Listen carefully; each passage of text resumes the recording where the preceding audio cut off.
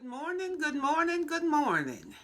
Giving honor to God, to my pastor, each subscriber, my church family, and viewers. This is the day that the Lord hath made. We shall rejoice and be glad in it. We continue our lessons on love for one another, the struggles of love. And our lesson for September the 27th, 2020, Reveal Love. Are you subject when it seems like God's plans take a detour? Devotional reading comes from John 14, 1 through 14.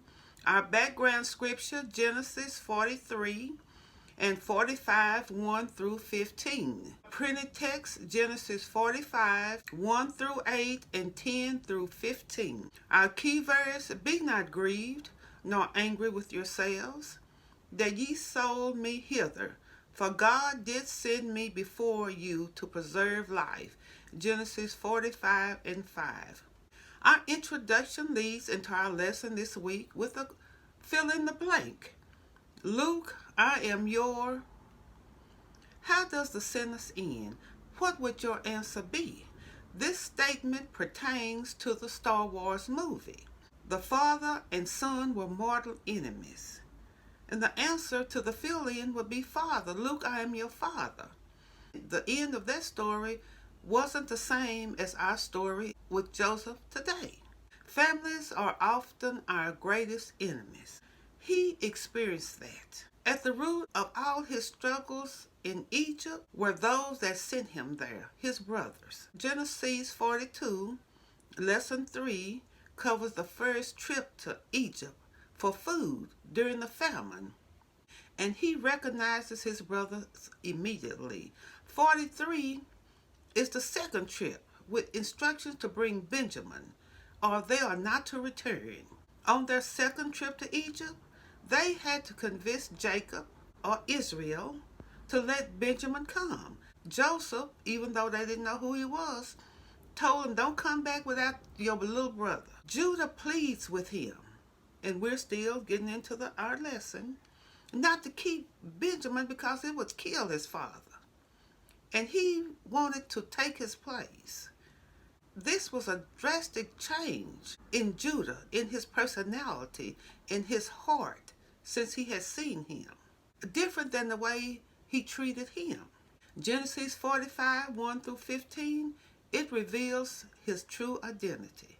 He reveals it. He couldn't keep it in any longer. Tears and emotions come flooding through. As we get into our lesson, Joseph finally gathered enough evidence to be confident that they weren't the same people that had sold him into slavery. Listening to Judah's heartfelt plea convinced him he could not keep Benjamin in Egypt. He demanded all his servants, all his attendants to leave the room because he was getting emotional. He didn't want them to see him crying. Often people see crying as a sign of weakness, but it's not. He wept loud. He couldn't hold it. In his private moment, he let his devotion be known to his brothers. Despite the situation that he was in, despite his position, he was moved to tears. The house of Pharaoh probably wondered, what's going on in there? The truth is acknowledged. He told them, I'm your brother. He acknowledged who he was to them. Can you imagine the shock, the reaction that went through that room when the brothers heard him talking and admitting to them that he was the brother in their language, in their native tongue? They didn't understand what was going on. They was more shaken than when he was accusing them of being spies. When he revealed himself, he didn't give them time to answer. He went on to ask them about his father. They had told him that he was in good health. He didn't believe him. He thought they were just telling him something because he was a high official, just being polite, telling him what he wanted to hear. But that wasn't the case. They was actually telling him the truth. They were stunned into silence. His brothers, they didn't know what to say. Their memories came flooding back. Years ago, they hated Joseph. They wanted him dead. They conspired to kill him.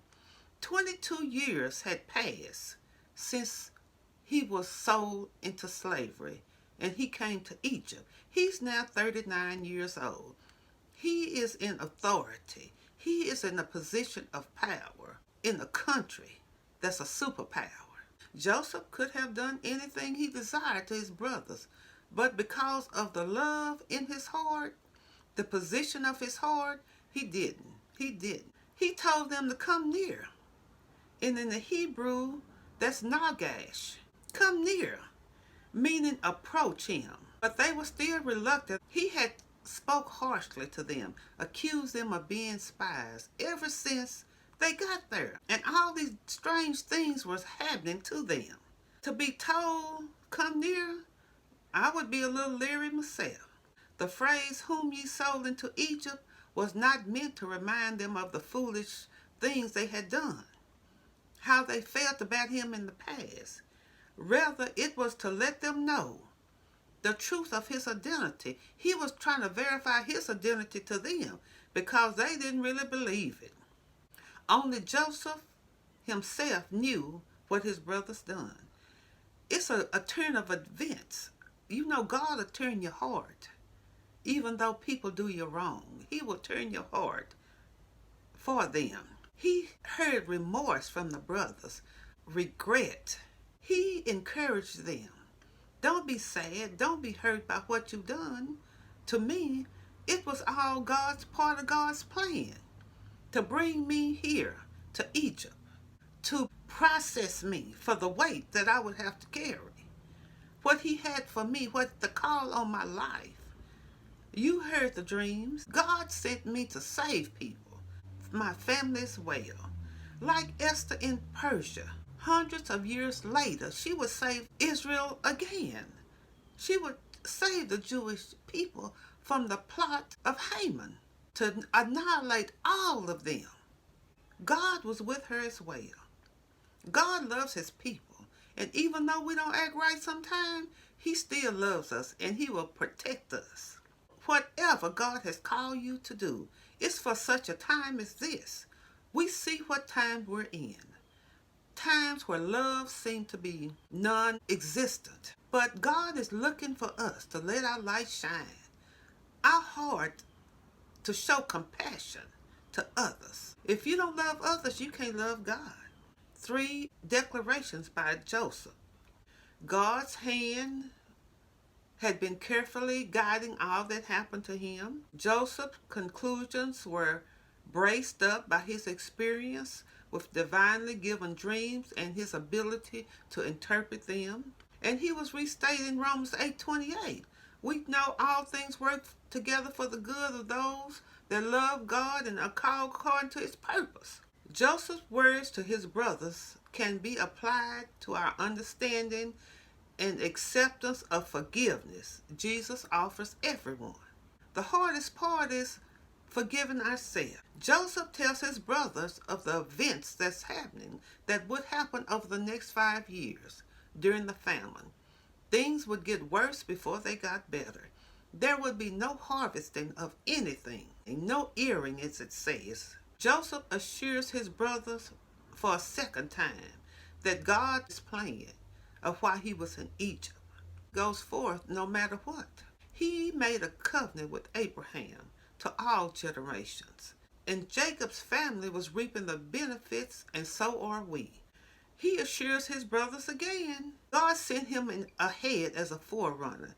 God sent him ahead. He entered a slave and finished with a position of great authority within the Pharaoh's house, being a spiritual leader to him and a ruler throughout the land of Egypt. Only the true and living God, the one that we serve, could have done such a thing. Joseph charged his brothers to hurry to Canaan and return with their father Jacob. His message begins with, God has made him Lord of all Egypt in order for Jacob to come. He has all the accolades, the position, the power, the looks, the fortune. But he was careful not to let pride get in the way and to give God all the glory, the honor, and the praise. He invites his family to come and dwell in the land of Goshen, which means drawing near. He wanted them near him. And Goshen was a region in Egypt, land for grazing and for growing crops. It would be more than enough. This is the first mention of Goshen in the Bible.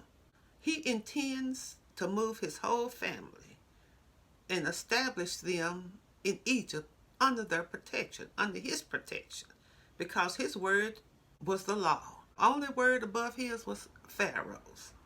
Joseph promised to take care of Jacob and his whole family for the entire time of the famine, the duration of the famine. It was no need for them to go back and forth or even spend the money because Joseph had to say so. He would take care of them. Joseph addressed his brothers directly. He told his brothers to believe what they were seeing and what they were hearing. He spoke without an interpreter. Joseph appealed to his brothers to verify his identity, especially Benjamin. He and Benjamin barely knew each other. He was 17 when he left. Joseph wanted Jacob to know that he was far from being rent in pieces, killed how his brothers had described it. They were to report all they had seen in order for Jacob to move to Egypt, to come to see Joseph, the great deliverance, was being accomplished by God and would foreshadow the Exodus that would come later through Moses. Joseph could no longer hold in his emotion. He had to let it go. He hugged his brothers, especially Benjamin. He fell on his neck weeping, and Benjamin did the same thing. He wept over his brothers. The family reunion. Joseph's forgiveness made all this possible. Reconciled to each other. Sometimes we have to forgive even though it's not our fault. Follow the example of Jesus. He forgave us, and we didn't deserve it. The words "don't be angry at yourselves" is offering his forgiveness to his brothers.